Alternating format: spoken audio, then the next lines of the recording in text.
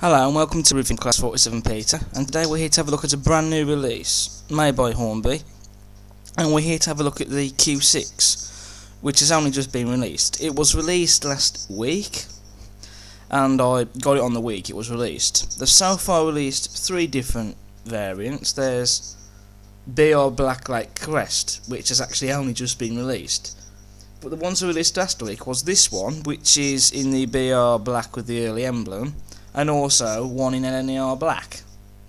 I went for the BR Black early emblem livery because of all the LNER locomotives I have, I don't have very many in BR Black liveries. The only other BR Black livery I have on an LNER locomotive is the old tooling of the B12. All the rest of the LNER locos I have are either in LNER Apple Green, LNER Black, there's one I have in the Express Passenger Blue livery, and there's a couple I have in the Brunswick Green livery, as well as another LNER loco I have that's in the Coronation Garter Blue. But I don't have many in the BR Black livery in terms of LNER locomotives, so that's why I went for this particular livery. So first of all we come on to the unboxing. So first of all we'll take off the box sleeve, and it's Hornby's usual packaging now. On the back of the drawing diagram of the model and some brief history on the back of the real locomotive. Then we take out the plastic packaging itself and take away the tray of the box, and we can now get to the instruction manual for the model. So we have instructions on how to fit the brake rods, as well as all the other things that we've seen before, such as lubrication, fitting on the detail parts, the assembly for the tender and the loco, the close coupling, DCC ready, and the body removal. We've all seen it before.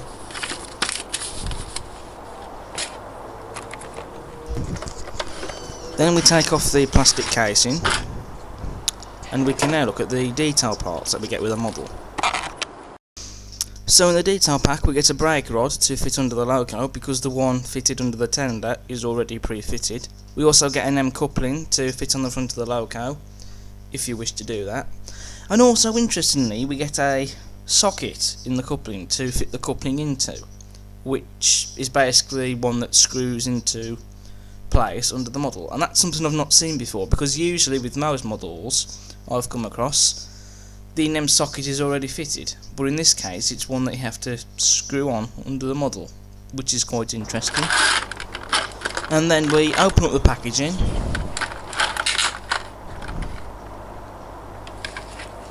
and we then lift the model out, and we are now free to have a look at the model in detail.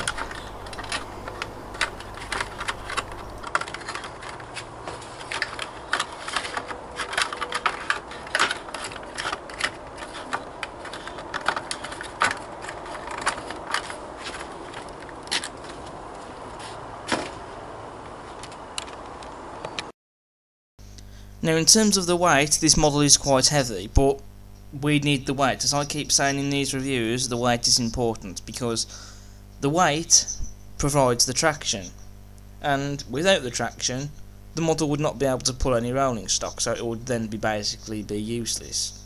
So that is why the weight is important. Moving on to detail now. So first of all we have metal buffers that are sprung loaded. So if you like the sprung buffers, then they'll keep you happy.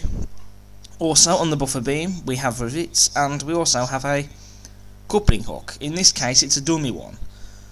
What Hornby used to do was give you a drawbar coupling that you glue into place, and they still do so with some certain models that they bring out, especially models that are older releases. But nowadays, with newer tuning of models coming out, they seem to have stopped supplying them. Nowadays instead they are just fitting a dummy hook on the buffer beam, but that's not really a problem. If you want to, however, you could remove the dummy hook and put in a chain link coupling. That's up to you, but for me I'm not really bothered by that. And we also do have some rivets around the coupling hook there as well. Then under the model we have some guard irons, and if you look closely you'll be able to see some rivet detail on them, which is a nice feature to have. Then on the front running board we have separately fitted lamp irons, and also we have those neck holders that protrude from under the smoke box door. And that brings our attention onto the smoke box door, which we have the locomotive's running number printed on the front on the number plate 63443. We also have rivets on the smoke box door, which is what was seen on the real loco. The smoke box door itself does not open, but it doesn't really need to, if I'm honest. We also have separately fitted smoke box door darts, and also we have a shed code printed on the smoke box door just under the smoke box door darts. The shed code in this case reads 51G. As we usually expect nowadays, we have separately fitted metal handrails on the model, which run alongside the boiler and up and around the smoke box door. And also on the side of the smoke box we have more rivet detail, which is what we expect on models anyway, because in reality there are rivets on the smoke boxes. And it's detail like that that makes the model more realistic as well. We also have the chimney on the model, which is very nice, and there are also some rivets on there, as you can see. You could fit a smoke generator unit in the chimney if you wanted to, but I don't really tend to bother. And also we have some detail there at the back of the chimney. Not too sure what it's there for, but it's there, and it looks nice. We also have the wheel arches, and on this particular wheel arch we have a sandbox with some rivet detail on it as well, just around the sides. And also you can see some detail on the running board there.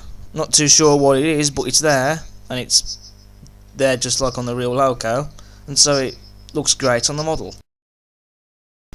We've got another wheel arch on the running board there, as you can see, and again some more rivets on that, and also you can see a separately fitted small metal handrail fitted in front of it. And also we have a footstep there just under the running plate, as you can see. We also have some visible daylight there under the boiler, and if you look closely in this photo you can see that there is also detail under there as well, and that is such a fantastic touch to have.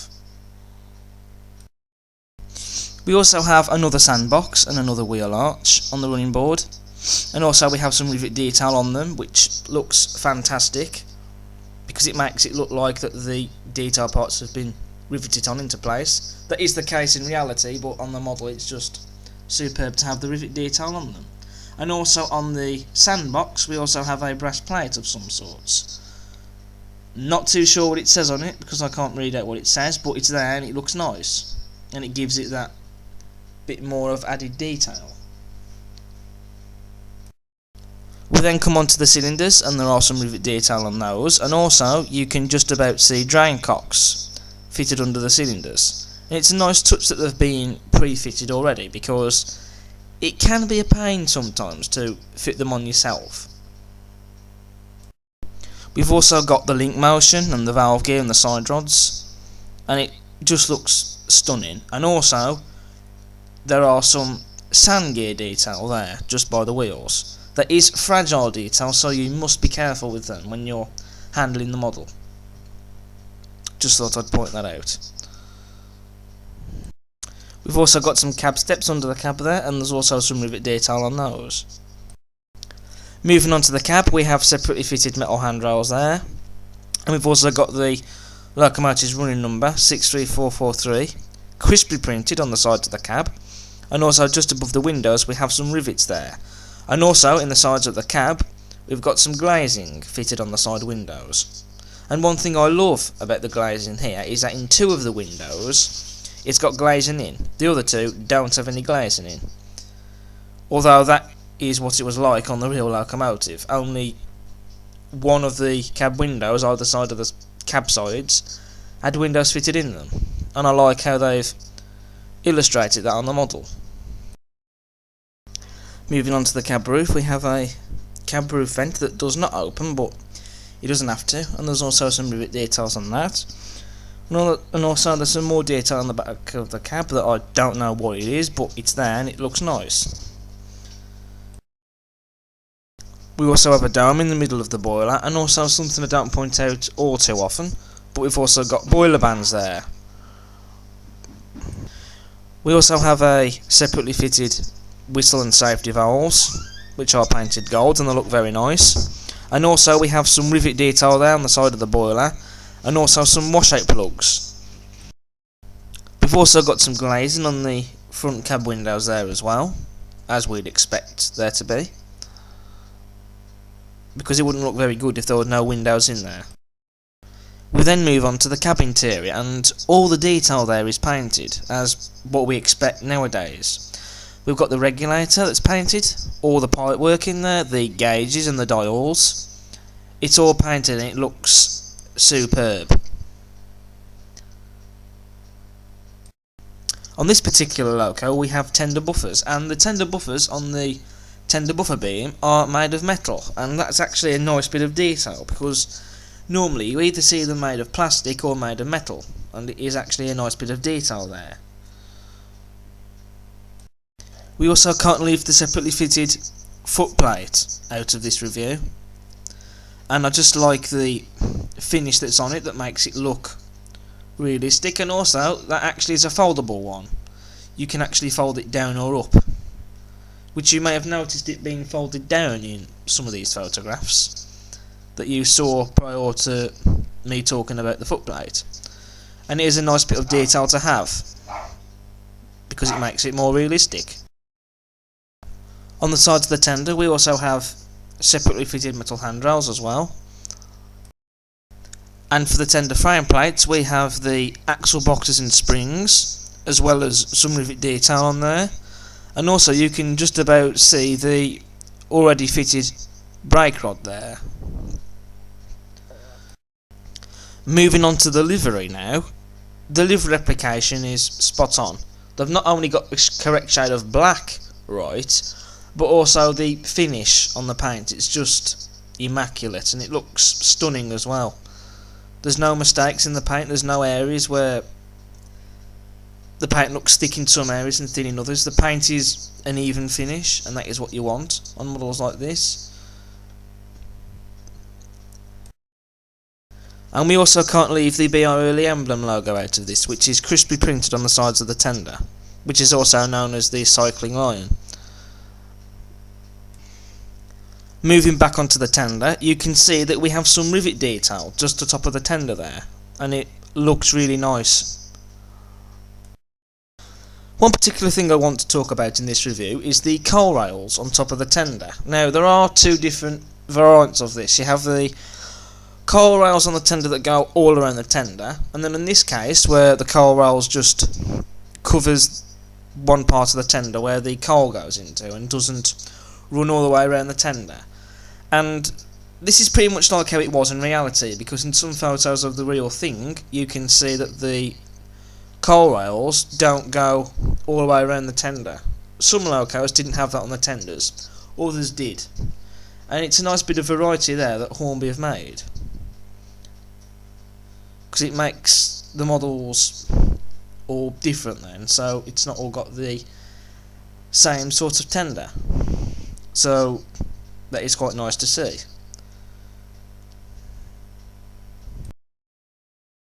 And then for the detail on the faceplate of the tender we have some storage cabinets there, and you can also see the chute where the coal comes out of for the fireman to put his shovel into and then to feed into the firebox.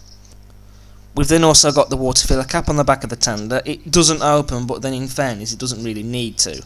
On top of the tender as well though we do have some more rivet detail.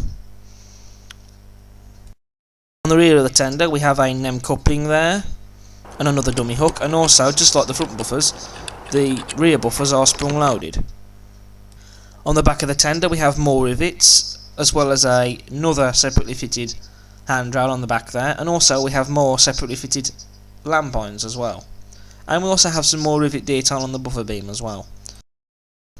Moving on to the other side of the tender, the detail is the same as on the other side. Separately fitted handrails, crispy printed early emblem, more rivets on the tender, and the detail on the frame plates at the tender. But whilst the detail on the other side of the tender is the same, the detail on the other side of the loco is different, as there are some detail differences, notable ones, that is, on this side of the model. First of all, we have this little bit of detail that's present on the running board that wasn't present on the other side. I think it's a lubricator of some sort. Can't be 100% certain there, but that's what I think it is, and it looks nice. On this side of the loco as well, as you can see, we also have some pipework attached onto the handrails that run down the side of the loco.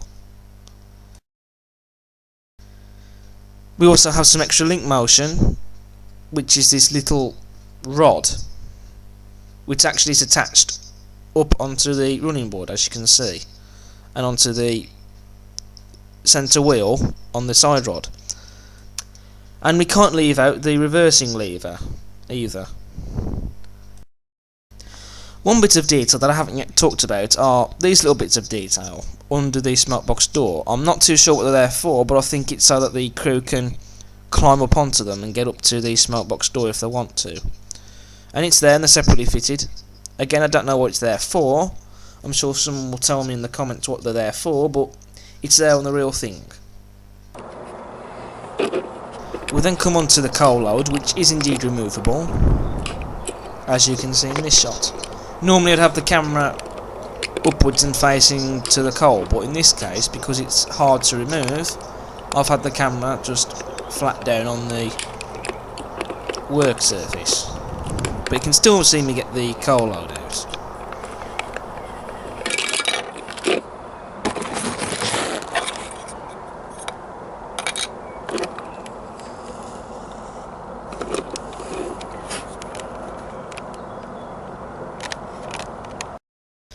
Now, for the removable coal load itself, we have the piece of coal that goes into the tender attached to the piece of coal that goes into the chute on the faceplate of the tender, and they're held together by this piece of plastic in the middle, as you can see. Now, this is a sort of removable coal load that they've also done with the Hornby B1, and to be quite honest, I don't like this idea of the removable coal load, because it's hard to remove, as I said earlier, but also it's hard to put back in again. And this also means that when putting in the real coal load, which I will be doing, I'll have to cut off the piece that goes into the chute and glue that back into place. Otherwise, if you just leave a gaping hole there, which won't look right, all the glue is just going to come running straight out of the hole and all over the model. And that's what you don't want. So this is something I don't like, but it's only a little thing. But Hornby haven't done this before with any other models besides the Hornby B1, which was the last time I saw this sort of removable coal load. So why it couldn't be done like it's been done on other models before is beyond me, but oh well, that's just something that we'll have to put up with. But it's just one of them things, and it's not really a major thing, but it's not something I really like though, because of the fact that it's hard to remove. We also have this handle as well on the side of the tender, which is something I nearly forgot about, and this is a handle that transfers water from the tender and into the boiler. We now come on to the running performance of the Q6, in which it performed faultlessly around the layout. Smooth running, no grinding noises or motors burning out. But that is what we expect straight out of the box. We expect the models to run smooth, not to have the motors burn out after only doing a few laps around the layouts.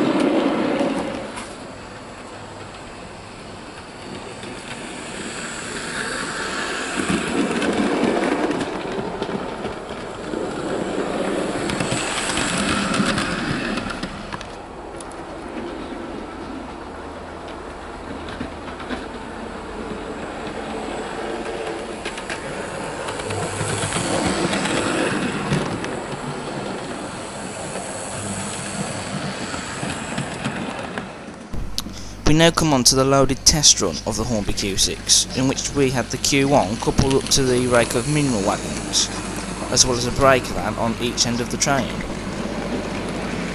And the locomotive performed faultlessly, and again, this shows why the weight is important. So the locomotive managed to pull this train without any problems whatsoever.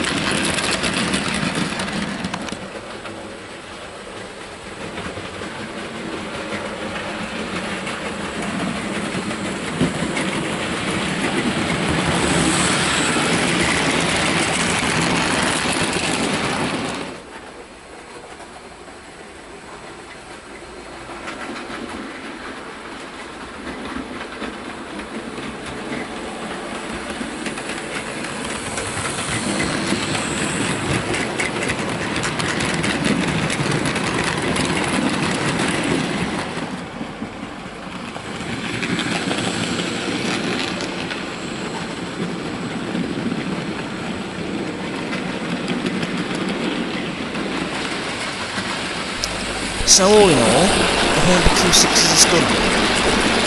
I can't find any faults with this. I know I have said that one thing about the removable coal rollers, but that's just a little thing. Taking that to one side, it's still a superb model, and I recommend it to anyone. It's a must-have for your layout, especially if you are someone who likes your steam locomotives. But then if not, why not get one of these, because you will not be disappointed. It really has been worth the wait, and worthwhile as well. Especially because this is a model that we have been meaning to have on the market for years now. We've now finally got it, and what a fantastic model this is. This model gets high praise from me.